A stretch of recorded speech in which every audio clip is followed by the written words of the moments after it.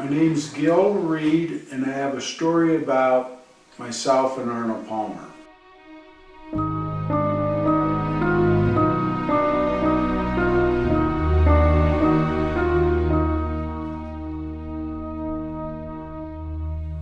When I was a young man, approximately 14, I became a caddy, and I was fortunate enough to have lived awfully close to Cherry Hills. It was in 1960, when the US Open was being held. I was out putting on the practice green at about 6 o'clock at night, just because I loved playing, practicing, whatever had to do with golf. I was very big on it. Well, it was starting to get dark. The caddy master came out and he said, "Reed, do you want to carry two and have two in a cart?" And I said, "Well, who am I carrying?" And he gave me two names that I recognized as being very good golfers at the club. And so, hey, this is no decision. It's going to be easy. It's going to be fun to watch him play golf. And hey, what else do I have to do on a summer's evening? So he went in, got the clubs. I threw him on my shoulder, walked down to the first tee. And as I was waiting for someone to show up, I heard the golf cart coming in behind me. And I turn and look, and lo and behold, here comes Arnold Palmer riding shotgun in the cart. I couldn't believe it. It was just like I was dumbfounded. All of a sudden, it was just going to be a fantastic hour or two. They teed off one, no big surprises. They're all in the middle of the fairway. They're all on the green in the next shot. We then go ahead and play two. The same thing happens. We play three. Nothing spectacular, but everybody's turning pars just pretty easily. We get to four, and on four green, as they putt out, they have to make the decision whether or not they're going back out onto the course, which par five leaves you out in the middle of the course, farther away from the clubhouse. Well, it was going to be dark well before we get back in if we made that turn, so they said, "Now let's jump over into 16, play 16, 17, and 18 in." On 16, they pop all their drives basically in the fairway, and then the cart takes off, and everybody that's walking is proceeding onward. When the cart then all of a sudden pulls to a screeching halt about 100 yards off the tee.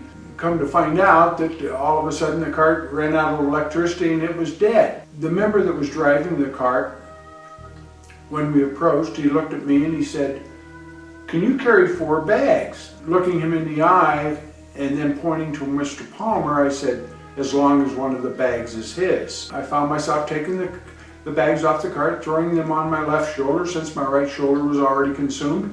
And then we finished up on 16, proceeded down 17, and then we got pretty close to the 17th green, which everyone knows there's a moat or a water feature all the way around it. Mr. Palmer then stopped me about 3 or 4 yards short of the water feature or the water hazard in front of the green. He took 6 balls approximately out of the bag, then pulled his 1-iron out and proceeded to punch the ball off the water and skip it onto the green. And I thought this was interesting, and I wasn't sure why he was doing this, especially with 6 balls instead of just 1 ball. But to find out and to watch him, he was doing it for a specific reason. He was trying to find out how short he could come to the front edge of the green and stop the ball by skipping off the water. Well, I kind of figured it out. Let's say if you were to go for the green in 2 and not make the green, that's what cost Ben Hogan maybe the championship, is when he hit it into the moat and then tried to hit it out of the moat. Took a bogey 6. All of a sudden Palmer says I hit it in, and I get close to the hole with this type of chip. If they have it up front, which they did, all of a sudden I get my par, no damage done. Anyway, we went ahead and finished 18, and I don't have to explain to you, for a caddy carrying 4 sets of clubs, up 18, the last 150 yards is quite a climb.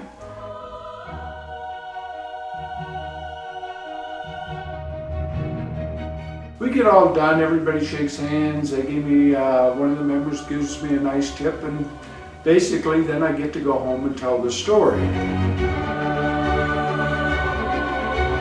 Well, that's not quite the end of the story.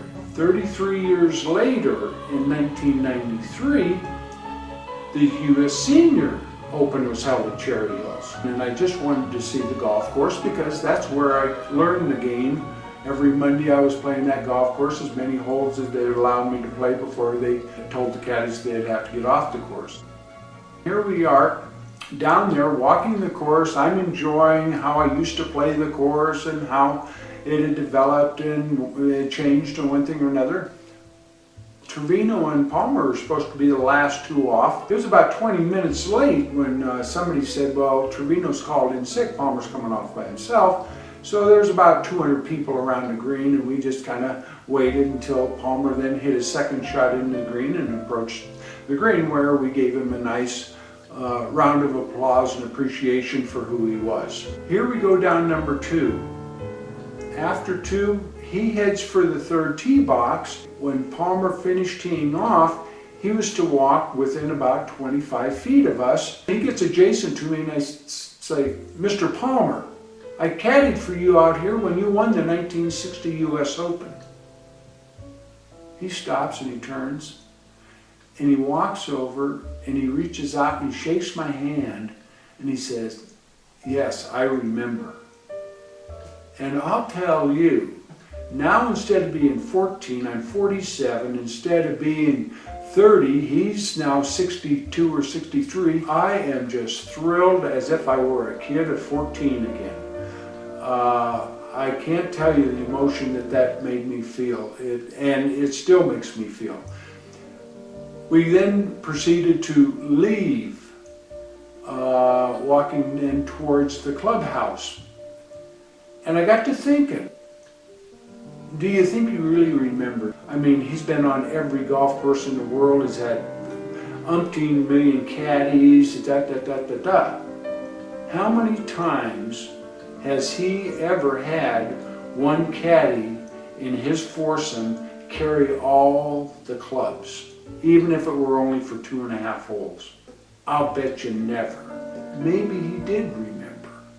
And that's where it stands today. The man is who he is, and he acknowledged me, and he's the greatest golfer I think that will ever live.